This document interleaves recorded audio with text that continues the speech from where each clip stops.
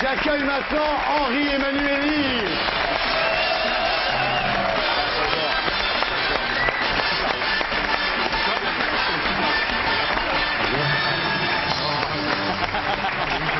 Henri Emmanuelli, bonsoir. Vous connaissez Frédéric Diefenthal, Cadet Olivier, Françoise Hardy, Daniel Prévost. Alors, Henri Emmanuelli, dans le débat sur les stock options, plus que les Verts ou Chevènement, c'est vous qui avez tenu Laurent Fabius en échec, non? J'ai pas tenu d'échec, j'ai défendu un peu. Jospin a arbitré en votre faveur. Oh, puis après on fait des compromis, c'est la vie. Ouais. C'est comme dans la vie de couple. Vous êtes bien revenu là, vous êtes bien revenu. D'ailleurs, si Fabius se remplace un peu au gouvernement Dominique Strauss-Kahn, vous remplacez un petit peu Martine Aubry qui va briguer la mairie de Lille. Elle a du charme, je suis très flatté parce que... Vous êtes un peu le contrepoids, à Fabius maintenant, comme Aubry l'était à Strauss-Kahn. Il y a des rôles comme ça dans la vie, Daniel Prévost, il faut que je sois le méchant, quoi. Voilà. Tout à l'heure, il faisait le petit canalis et moi je suis le méchant. Non mais vous êtes le mec qui a des convictions et qui les fait respecter, c'est pas mal comme rôle, hein. Je vais vous dire. Moi, je trouve pas ça très poli de dire le mec, c'est pas un mec. Ah ouais. Tu dis. Non, moi j'ai trouvé ça bien. Moi. Monsieur le mec, il est marié. C'est mieux. Non, je suis marié aussi. Monsieur le mec. Le mec, il dit quand même. Bien, en tous les cas, tout va bien pour vous, mais au remaniement, vous avez été un petit peu oublié. Écoutez, je venais d'arriver, pas tout à la fois quand même. C'est un peu le grand oublié du remaniement. Ça, c'est pas aimable, ça. J'ai l'impression que... Donc vous avez il n'a pas l'air comme ça, il sourit tout le temps. Vous avez été réélu brillamment, député dans les Landes. Vous allez morfler, hein. Réélu brillamment député dans les Landes. Vous êtes président de la Commission des Finances à l'Assemblée nationale. Et puis c'est un peu une revanche finalement sur ce que vous avez subi à l'époque de l'affaire Urba. Vous avez été inculpé pour complicité de trafic d'influence. 2 ans d'inéligibilité. Vous avez un peu payé pour les autres. Il a un peu payé pour les autres, Emmanuelli. Pas mal. Sans boulot? Sans boulot, non, je n'étais pas à plaindre, puis ça m'a donné l'occasion de faire des choses. Oui, on va en parler, oui. 2 ans d'inéligibilité, bon, mais en même temps, il a un peu payé pour les autres, parce que c'est vrai qu'on s'est attaqué à un homme plutôt qu'à une institution. Vous étiez trésorier du PS, c'est pour ça que vous avez payé pour les autres, quoi. Là, je vous laisse faire les commentaires, parce que moi, j'en ai tellement fait. Ouais. Et puis j'ai tellement envie de parler d'autres choses. Non, on va parler d'autres choses, mais c'est important quand même. Oui. Non? Vous êtes sacrifié pour le parti, c'est bien. J'aime pas le mot sacrifié, il y a eu un contexte, et puis je trouve que j'étais là, je passais par là. Ouais. Il y a des moments où il ne faut pas passer par là, quoi. Ouais. Enfin, quand même, ça force l'admiration. Tout le monde a dit, il a pas balancé, quoi. Le mec, il a eu plein d'emmerdes. Monsieur le mec, pardon, il a pas balancé. Tu vas ramer, là. Hein? Pas du tout, non, pas du tout. Non, parce qu'Emmanuelli, je vois très bien, vous êtes pas trop pour la nouvelle économie. Vous dites, on a un peu le nez dans la marijuana boursière. Oui, mais je sais pas ce que ça veut dire, la nouvelle économie. Il y a des gens qui produisent, il y a des gens qui vendent, il y a des gens qui achètent, il y a des échanges. Et j'ai l'impression que ça n'a pas beaucoup changé, quoi. Alors, on ne vend pas la même chose, heureusement, ni les mêmes choses, mais je crois que ça fait partie des effets de mode, mais ça passera. Enfin, en tous les cas, pour vous, ce qu'on peut dire pour finir de vous définir, le social n'est pas un sous-produit de l'économie. Non, je crois pas. Voilà. Non. Hein? Donc on pourrait dire que Fabius, c'est la modernisation, et vous êtes un peu la redistribution.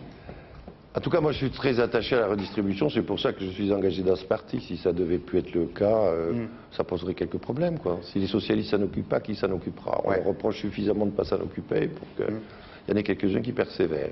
Quand on vous dit que vous êtes archaïque, ça vous énerve?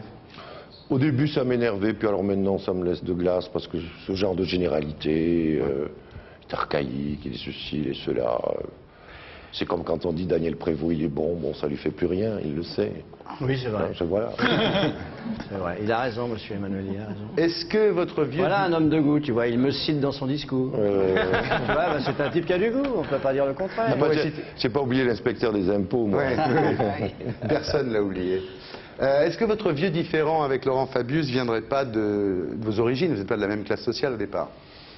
Non, écoutez, je crois qu'on a eu des différends un peu politiques, mais moi j'ai beaucoup d'amitié pour Laurent Fabius, que je respecte, que j'ai appris d'ailleurs... Vous connaissez depuis longtemps?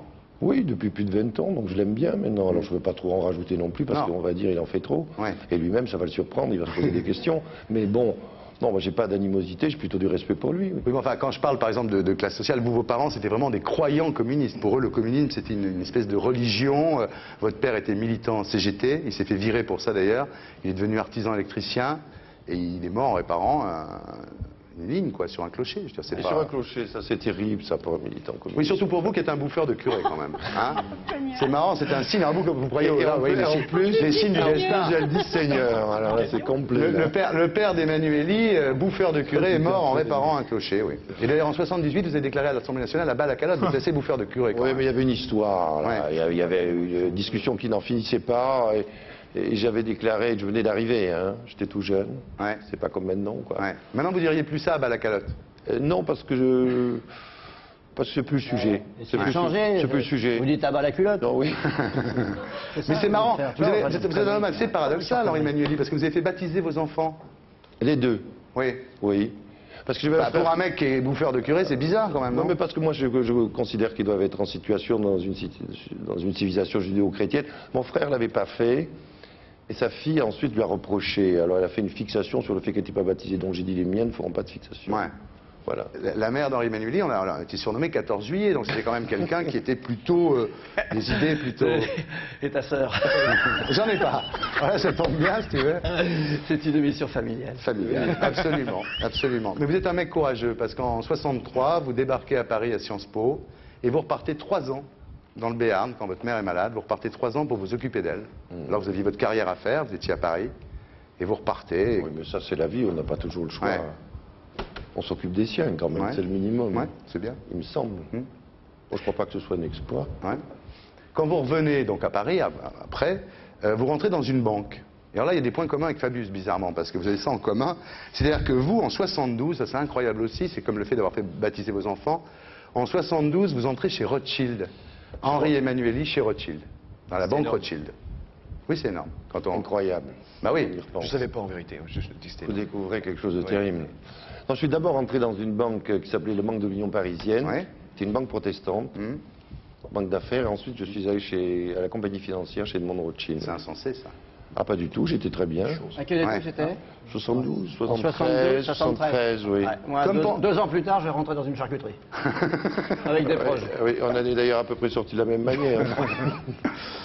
Comme Pompidou, quand même. Pompidou, il a bossé chez Rothschild aussi. Chez l'autre, chez le cousin. Chez l'autre. Vous, le c'était cousin. Edmond, C'est oui. c'est commode parce qu'il y a des gens qui envoyaient des lettres quand je militais Ouais. à la banque Rothschild. Et la banque Rothschild dit, mais on ne connaît pas celui-là. Ouais. Ah oui. Ça m'a sauvé, là. Ça m'a aidé. Alors finalement, Henri Emmanueli, quand le Wall Street Journal dit on peut toujours compter sur les socialistes pour nous faire rire quand ils parlent d'économie, vous, ça vous fait rire, parce que vous la connaissez, l'économie, vu que vous avez bossé chez Rothschild. Oui, bon, ça fait partie des généralités, des préjugés. Je pense qu'un aussi grand journal devrait avoir un peu plus de finesse dans l'analyse, quoi. Mais bon, c'est pas grave, hein, Ouais. ils défendent leur point de vue. Ils sont là pour ça, il faut bien qu'ils gagnent leur vie. Il y a eu des moments marrants quand vous étiez dans la banque, parce qu'il y a des mecs qui venaient bouffer dans la salle à manger de la banque, et qui disaient ici au moins on peut parler. C'est Ouais. pas comme dans les banques nationalisées qui sont truffées de socialistes. C'est cela, je me souviens de ça, oui. Oui, oui. J'ai même organisé à l'époque quelques rendez-vous entre des responsables du parti et puis des gens. Et, bon, j'étais dans une banque où on m'embêtait pas, on me laissait faire ce que je voulais quand même. Alors parallèlement Mais à je pensais ça, pas que la conversation serait aussi sérieuse, moi. mais ça dépend, c'est ce qui fait le charme de cette émission, Ouais. c'est qu'on peut dire des grosses conneries, puis de temps en temps moins. Oui. Si on disait une bonne connerie là Ah bah je compte sur toi. Non, Daniel. Si, parce que là, c'est en train de se plomber. Là, Oui, du tout. Là, ça plombe sérieux. Ah, oui. Depuis qu'Henri est arrivé en même temps. Hein. Ouais. Non, mais Henri, il était parti pour rigoler, mais Thierry, Non, mais Henri est arrivé. il a parlé de son père sur le clocher, et tout ça. C'est mort. Sur le pylône. Le pylône qui était au-dessus du clocher. Non, c'est dur. Pas sur le clocher, sur le pylône. Je pylône, tiens au hein. distinguo. Petite quand blague à même. Toto. Allez, Henri, une petite blague à Toto. Vous, en même temps que vous êtes chez Rothschild, vous rencontrez François Mitterrand, la même année à peu près qu'Edmond Ouais, C'était Rothschild. François Hardy. Vous progressez dans le Thierry Parti est très énervé socialiste. là-bas. Ma vie aurait été différente, Ah bah, sûrement très différente. Fallait pas m'inviter, hein. C'est clair. Je vois Thierry, hein. Je vois, hein. Mais là, jusqu'à la fin de l'émission, je te tourne. Là, il peut plus, là. Il n'en peut plus, là.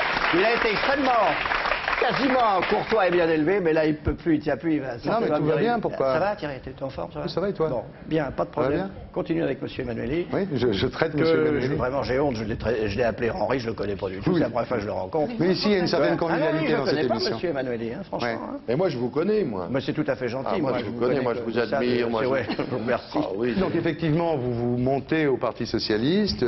À l'époque où vous êtes inculpé dans cette affaire Urbain, l'affaire d'Estrade, pourquoi les gens du parti vous ont pas soutenu, vous ont laissé un petit peu, ils ne sont pas levés comme un seul homme, on peut dire quoi. Bon, on peut pas dire ça comme ça. pas non plus, je crois. Ils ont fait ce qu'ils avaient à faire et ce qu'ils croyaient devoir faire. Mais ce n'était pas des circonstances faciles. Vous leur en voulez pas? Mais non. Écoutez, les socialistes, ils sont comme ils sont humains, ils appartiennent au genre humain, donc ils en ont les qualités, les défauts. Vous savez ce que c'est? Ah oui. Eh oui.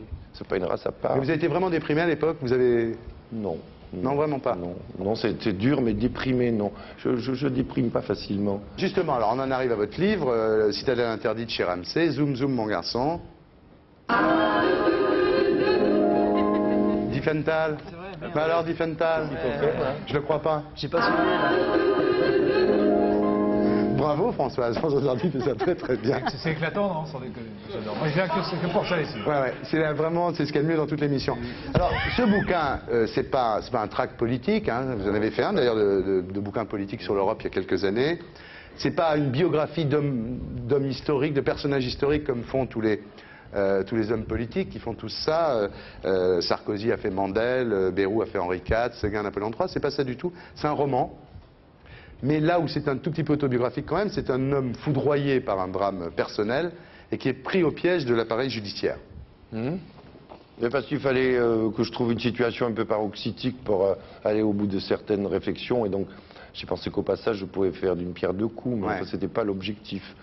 En réalité, dans le livre, il y a un homme qui quitte sa vie parce qu'il s'est toujours un peu senti décalé, à l'écart, et il veut savoir pourquoi. Arrivé à un certain moment, il veut savoir pourquoi. Et à ce moment-là, retournant chez un demi-frère, il est pris dans un imbroglio, il est pris dans une situation... C'est l'histoire d'un homme qui fuit Paris après le décès de sa femme enceinte, qui est une musicienne, dans un accident. Il se réfugie dans les Pyrénées, chez son demi-frère cadet. Et là, il est mêlé à une affaire, c'est ça, l'affaire de terroriste basque. Il y a un policier DRG qui est tué. Donc c'est là l'engrenage. Voilà, qui va conduire des gens en prison, en préventive. Et pour moi, c'était l'occasion, cette prison était évidemment l'endroit où on réfléchit avec un peu plus d'épaisseur et de densité que dans la vie normale. Mais pour moi, le sujet du livre, c'était ça, c'était la réflexion du bonhomme, c'est pas la justice. La justice, j'en parle, mais pour dire grosso modo que la société actuelle lui assigne un rôle difficile, qui est un petit peu situé entre le sacré et ce qui ne l'est pas, c'est-à-dire la responsabilité de dire le bien et le mal, ce qui est une responsabilité énorme, et qu'elle le fait parce que la société lui assigne ce rôle. Et ce qui est paradoxal d'ailleurs, c'est qu'on lui assigne ce rôle et qu'en même temps on lui reproche de le tenir. Donc je crois que je traite ça avec... Vous n'êtes pas tendre aussi pour la presse, ça aussi c'est un peu autobiographique. Page 145, vous dites « La presse a fait le maximum pour noircir le tableau. Comme vous aviez dit dans un journal, les journalistes sont les pigistes des juges. » Sur les journalistes, je suis très frappé parce qu'on me fait la remarque, en fait je dis rien d'extraordinaire.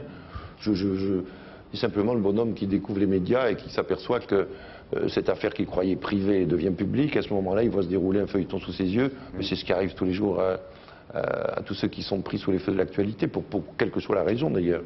Je pense qu'ils ont à peu près tous la même réaction, me semble-t-il. Vous dites le plus terrible dans l'innocence bafouée, et ça aussi c'est quelque chose qui vous est arrivé, c'est qu'on finit par se sentir coupable. Je pense effectivement que tous ceux qui ont regardé de près comment se passaient certaines situations, y compris les plus tragiques dans le choix, ont tous dit qu'à un moment donné, les gens qu'on met en situation de culpabilité finissent par se sentir un peu coupables. Tout simplement parce qu'il faut qu'ils trouvent une raison à cette situation-là, et qu'ils ont le choix entre se sentir un peu coupable ou bien l'absurdité, la gratuité. Alors petit à petit, bascule dans C'est cette le syndrome forme. de Stockholm, c'est-à-dire que la victime finit par aimer le bourreau. Voilà. Et je crois plutôt les bourreaux connaissent ce genre de perversion, et c'est ce que je fais dire. Ils s'en servent, voilà. Bien, ça s'appelle Citadelle interdite, c'est chez Ramsay, c'est Henri Emmanuelli. Alors Henri Emmanuelli, maintenant on va faire un exercice un petit peu compliqué. Souvent les hommes politiques y arrivent mieux que les autres, je ne sais pas pourquoi.